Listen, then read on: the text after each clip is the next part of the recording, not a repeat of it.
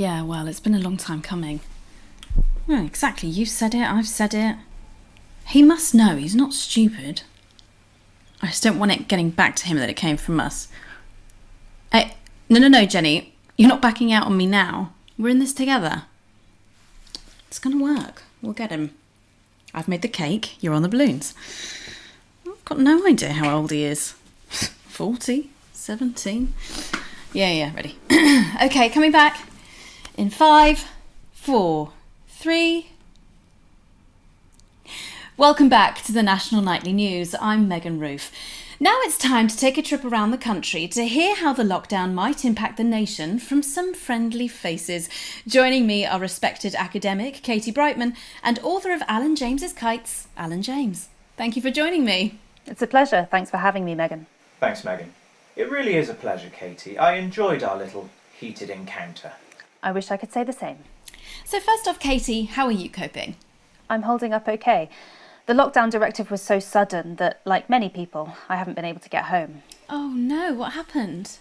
I was staying at a hotel after an international policy convention, and we had a particularly heavy night out. You know what economists are like. Notoriously hate splitting the bill. And I overslept, and as you can imagine, I've been here ever since. But there are certainly people much worse off than me. Exactly.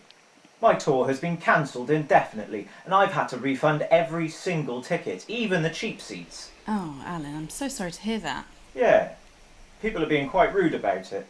They don't seem to realise I've already spent it filling the beach house with beef. The crisis claims yet another victim. So, this is just a reminder that my book, Alan James's Reich, is now available in paperback. Unbelievable.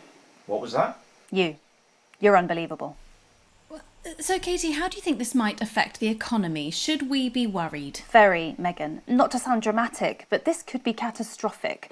Unemployment has skyrocketed and, frankly, it will be a miracle if a lot of businesses can survive this. There you go, scaremongering again, spreading this latest liberal hoax. That's what they want. They want us quiet. Shh. They want us compliant. And they want us inside. A hoax? How on earth can you say that, Alan? Well, I haven't actually seen one of these supposed toys. Have you?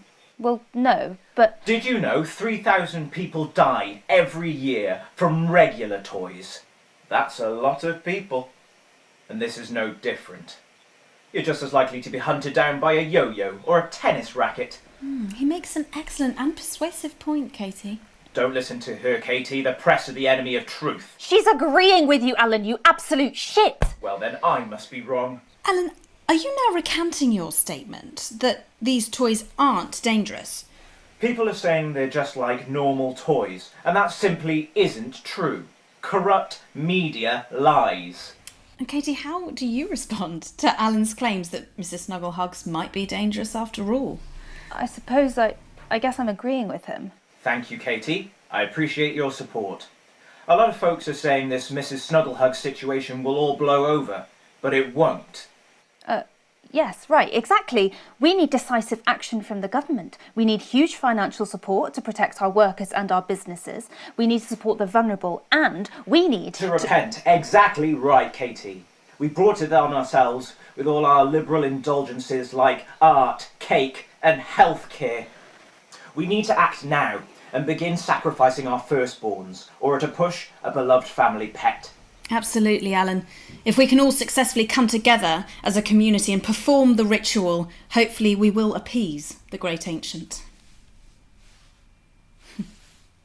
Katie, could it be any worse?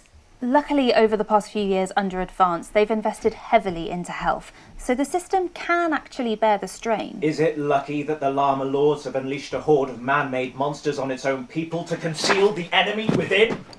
Will you just stop for 5 fucking seconds? The Global Alliance of Fish People are amassing an army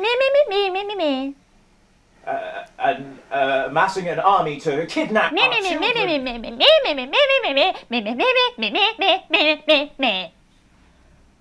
That's you. That's what you sound like. But Meh. I Meh. the Meh. the Meh. I don't sound like that. Yes, you do. You do, Alan. You do sound like that. And that's why no one wants to be your friend. I've got loads of friends. No, you haven't. I don't think you do, Alan. Yeah, stop lying, Alan. I'm not lying. You are. Oh, good one. Well, I'm telling.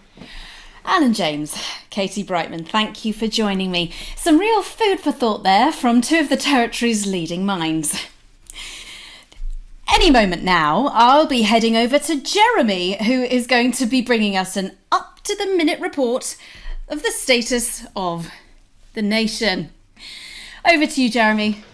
Thank you for what I'm sure was a reasonable debate which really contributed to the national conversation.